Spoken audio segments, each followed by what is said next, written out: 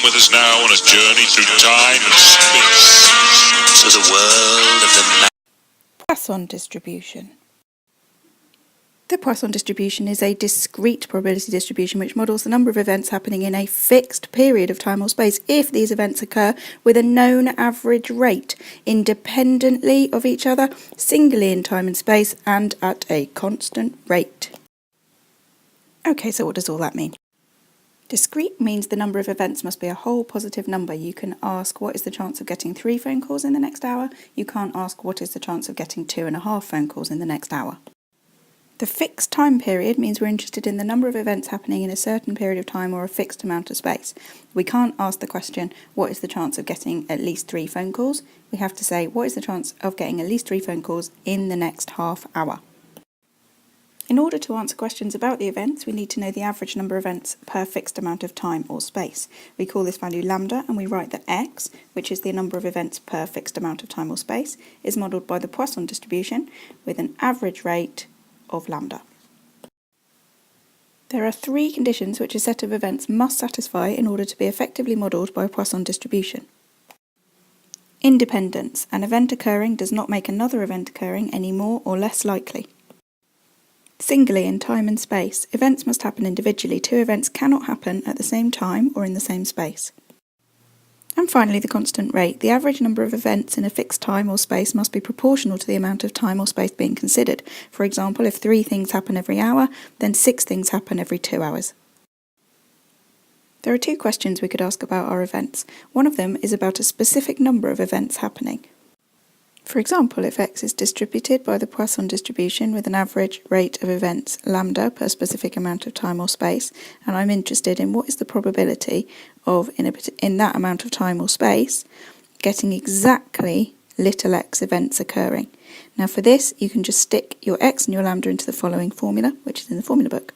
E to the minus lambda, lambda to the x, over x factorial. I'll make another video where I talk more about that, but if you're not interested, don't worry, you can just stick everything in the formula.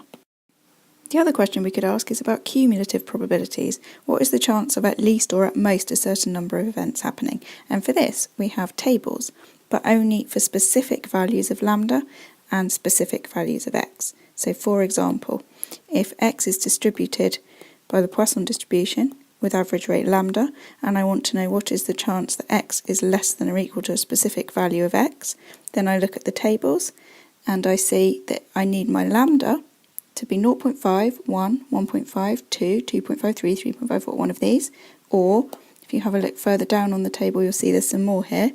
So anything with a value of a whole number or something 0.5 between 0.5 and 10 is on the table.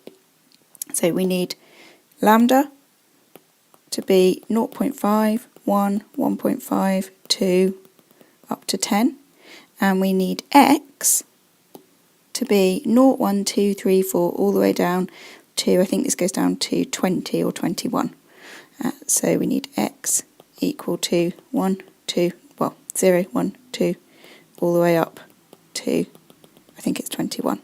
So for example, if we want to know the probability, if x is distributed with the Poisson distribution with an average rate of 2, and we want to know what's the chance that there will be 6 or less events occurring, then we look down to 6 and we see that the probability of 6 or less events occurring with the lambda average rate 2 per piece of time or space is 0.9955.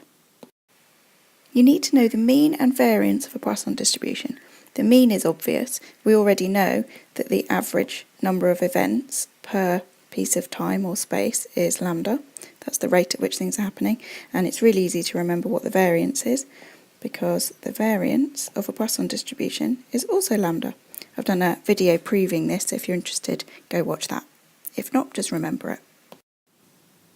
If you feel confident you can already have a go at this, then pause the video and try to answer these questions and then zoom forward and check your answers. If not, watch through this example. We're looking at the number of calls in a weekday morning, and x is distributed with a Poisson distribution 2.5. That means the average number of calls on a weekday morning is 2.5, and first of all we're looking for the probability of getting exactly 1 call on a weekday morning. This is a specific value.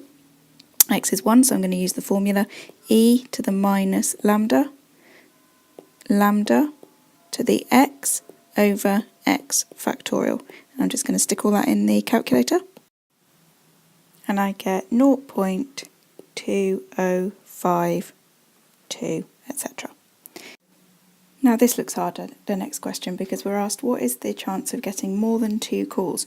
But more than 2 calls could be, well, you could have 3, or you could have, or is plus, or you could have 4, or you could have 5, or you could have 6, or you could have 7, or you could have a billion, or you could have like a trillion, billion, x equals that, should say, billion, there, or one more than that. It just goes on forever. So this is not practical to calculate all of those and add them up, because there's infinitely many possibilities. So what we're going to do is we're going to not do that at all, and we're going to actually do the opposite. And we're going to ask, what is the opposite of more than 2? Well, that is the probability that it is less than or equal to 2. So the opposite of more than 2 is less than or equal to 2, and then we'll do 1 minus, because all probabilities add up to 1, to get the probability that it's bigger than 2. So 2 ways of doing this, one with cumulative, one is the table, but the table, if you remember what our conditions on lambda are, we need lambda to be 0.5 or 1 or 1.5 or whatever, and we've got we've got 2.5, that's good. 2.5, we can use the table. Okay, so here's lambda is 2.5, and our x is 2 here. So we go to lambda is 2.5, we go to x is 2, and we look across, and this is a bit too small, I can't see. Let's make it a bit bigger. And right, so what we're doing, x is 2, lambda is 2.5, and we get 0.5438. 0.5438.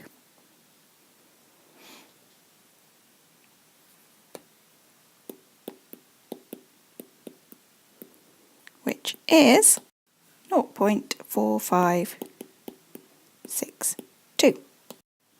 Okay, same idea with this next one. I can use the tables because lambda is 2.5 and my x is 3. So looking at the table, looking across to lambda is 2.5, looking down to x is 3, I get that the probability that x is less than or equal to 3 is 0.7576. Okay, for this last one, I'm looking at the probability that x is between 3 and 5, and it could be 3, or it could be 4, or it could be 5. Well, I could do these individually, to be honest. I could individually calculate the chance that it's 3, e to the minus 2.5, 2.5 to the 3 over 3 factorial, plus e to the minus 2.5, 2.5 to the 4, 2.5 to the 4 over 4 factorial, plus e to the minus 2.5, 2.5 to the 5 over 5 factorial. I could do that, or I could be a bit more clever and use the tables. The chance that it's 3 or 4 or 5, we could think of the chance that it's less than or equal to 5, so that's 1, 2, 3, 4, 5, minus the chance that it's less than or equal to 2. So that's 0, 1, 2, 3, 4, 5, minus 0, 1, 2, leaving us just with the 3, 4, 5, which is what we wanted.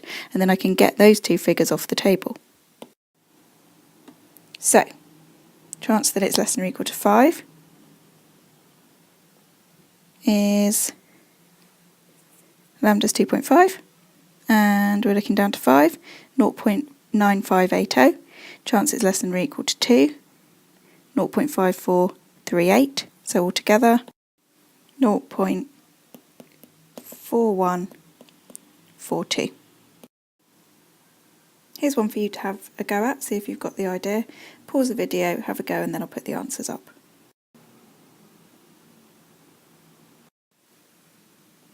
Pause the video and have a look through these answers and check you understand how they're done.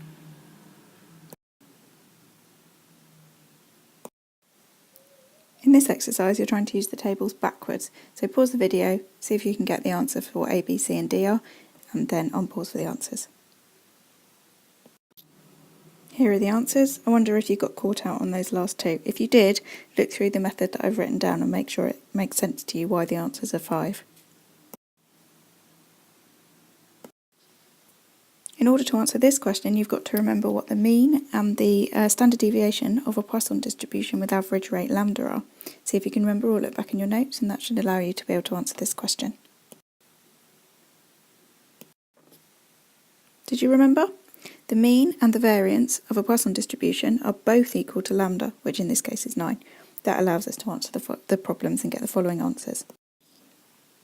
How did you get on? Hopefully you found them quite easy.